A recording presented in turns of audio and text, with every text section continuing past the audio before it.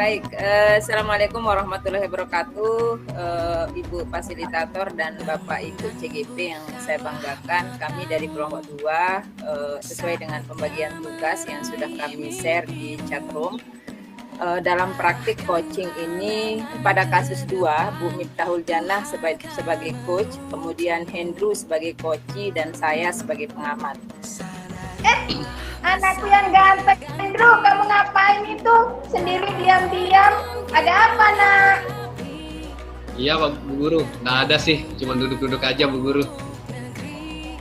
Ngelamun apa ngelamun? Atau ada sesuatu nih? Ya sebenarnya sih ada sesuatu sih, Bu. Ada masalah sedikit. Mau cerita nih sama Bu Guru atau enggak? Emang boleh, Bu Guru? Kenapa tidak? Tapi nggak di sini. Ayo di ruang kita berbicaranya di ruang OSIS aja ya, yang lebih rileks, biar lebih santai. Oh, gih, Bu Guru. Makasih waktunya, Bu Guru. Sip. Ayo kita berangkat.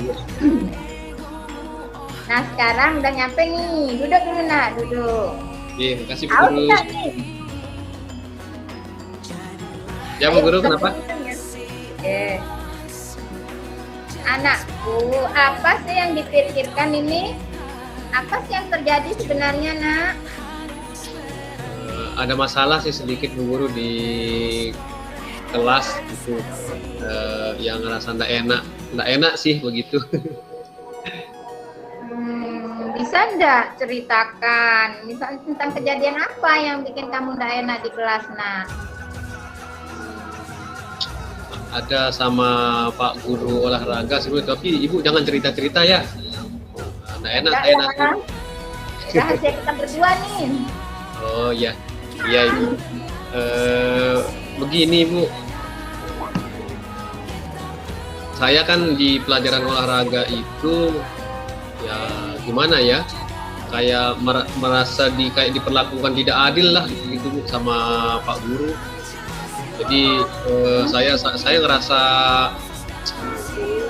kayak dikucilkan lah gitu di pelajaran olahraga Bu. Bisa enggak ceritakan saya ceritakan lebih dalam lagi tentang kekhawatiran nih yang kamu rasakan dulu, nak? Sebenarnya gini Bu, di pelajaran olahraga itu kan kita di kelas itu memang teman-teman yang lain dikasih les privat gitu sama Pak Guru, terutama di olahraga kayak apa, sepak bola gitu. Nah cuman saya juga pengen sih ikut Bu, tapi alasan saya nggak ikut itu saya tak punya uang Bu. Terus yang kedua juga bapak saya kan guru honor juga, guru olahraga, jadi saya belajar sama bapak saya. Terus di kelas itu karena mungkin saya nggak ikut les privat olahraga sepak bola itu, jadi saya merasa Pak Guru itu nggak care sama saya, cuek begitu. Ketika saya nanya saya dicuekin, ketika saya minta pendapat nggak pernah dijawab gitu. Jadi kalau teman-teman yang lain pas nanya, pas minta saran, pasti dikasih tahu, pasti diberikan arahan. Nah kalau saya yang nanya, saya nggak pernah mau dikasih tahu, Pak Gurunya cuek, nggak peduli begitu. Jadi saya ngerasa minder juga di kelas itu kalau pelajaran olahraga. Jadi itu masalahnya. Nah, ini anakku udah tahu nih hambatannya, artinya apa yang menyebabkan Pak Gurunya tidak care seperti yang Nanda bilang. Nah, kira-kira nih, menurut Nanda nih, gimana nih Nanda harus memulainya dulu? Bisa enggak memetakan dulu permasalahannya? Ya selama ini sih ya karena mungkin sebelum komunikasi secara langsung sih sama Pak Guru, Bu, mungkin saya mulainya dengan berbicara langsung dengan Pak Guru, mungkin apa permasalahan saya. Kalaupun misalnya saya harus ikut les privatnya, ya bagaimana caranya, sementara masalah saya seperti tadi, saya tidak punya uang, terus kalau untuk belajar secara privat juga kan ada bapak saya. Nah mungkin nanti bagaimana, ya, coba komunikasi aja dulu kayaknya sama Pak Guru. Itu udah tahu tapi kok tanyakan, berarti sudah mau mencoba kan? Anakku udah mau mencoba.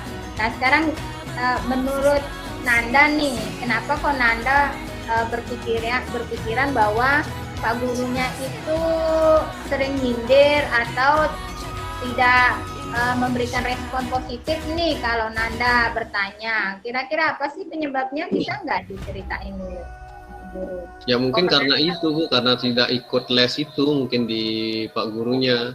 Ya cuman ya saya belum ngasih belum ngomong langsung aja ke Pak Gurunya gimana apa alasan saya nggak ikut les privatnya, terus jadi permasalahannya jadi semakin kesini semakin lah begitu, karena saya memang juga belum ngomong sama Pak Gurunya. Kira-kira nih, kalau sekiranya nih Nanda sudah ada rencana untuk ngomong sama Pak Gurunya, nah ada enggak atau kira-kira Nanda akan memulainya dari mana nih? Mulai startnya dari mana dulu nih? Nanti mungkin nyari waktu luangnya Pak Guru, ketika Pak Guru santai mungkin saya datangi Bu. Itu mulainya dari sana, nanti saya mau tanya secara pribadi apa masalahnya, kenapa saya merasa seperti ini, mungkin Pak Guru juga ada jawaban atau apa, mungkin nanti bisa kita diskusinya apa solusi dari masalah saya ini. Masih ada enggak yang belum diungkapkan nih sama Nanda nih? Ada enggak yang belum diungkapin? Ayo ungkapin dah. Siapa tahu nanti kita bisa sharing. Untuk sementara enggak ada sih Bu, cuman itu aja. Saya intinya mau minta kejelasan aja dulu sama Pak Guru bagaimana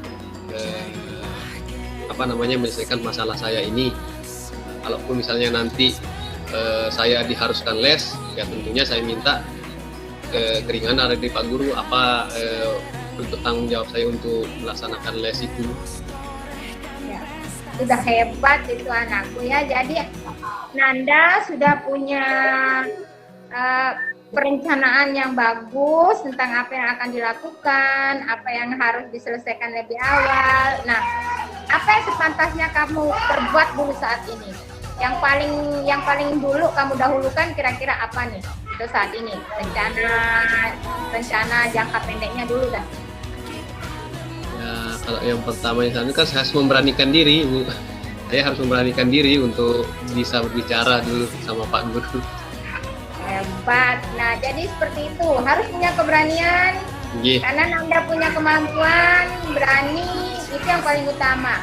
Baru kemudian berani mengkomunikasikannya sehingga nanti kelihatan titik terangnya di mana, penyelesaiannya seperti apa. Tadi sudah Nanda udah beberkan sih sebenarnya, tinggal Nanda mengumpulkan keberanian dulu ya. Baik, mungkin ada lagi nggak yang mau diungkapkan nih? Untuk sementara cukup dah kayaknya Bu Guru. Oke, semangat ya Nak. Jadi jangan down dengan masalah seperti ini. Oke, sekarang balik ke kelas ya Nak ya. Jangan takut lagi, harus berani ya berbicara. Bu Guru. Makasih waktunya Bu Guru. Oke, selamat belajar Nanda. Waalaikumsalam warahmatullahi wabarakatuh. Baik, hasil pengamatan saya selaku pengamat pada praktik kasus 2 ini, dari tahapan 1 penyampaian tujuan ya, coach sudah mengarahkan coach untuk menyampaikan tujuan diadakannya pertemuan, lalu identifikasi pertanyaan yang diberikan coach sudah menunjukkan pertanyaan yang bersifat terbuka dan mendorong coach untuk menggali informasi sebanyak-banyaknya, bahkan bukan hanya pada fokus kepada permasalahan yang menjadi kasus. Kemudian pada rencana aksi, coach memberi umpan balik positif terhadap rencana aksi yang disampaikan, misalnya dengan mengajukan pertanyaan, mau start dari mana, rencanamu untuk melakukan ini apa, kemudian rencana jangka pendekmu apa. Itu pertanyaan-pertanyaan yang terbuka yang diberikan oleh coach. Lalu pada tahapan keempat, tanggung jawab, umpan balik mengenai komitmen tentang rencana aksi sudah tersampaikan dengan sangat jelas. Sukses untuk kita bersama. Mungkin itu saja yang bisa kami sampaikan. Mohon maaf atas segala kekurangan dan kesilapan. Terima kasih atas segala perhatian. Assalamualaikum warahmatullahi wabarakatuh. Waalaikumsalam. Pancasila kita bermata.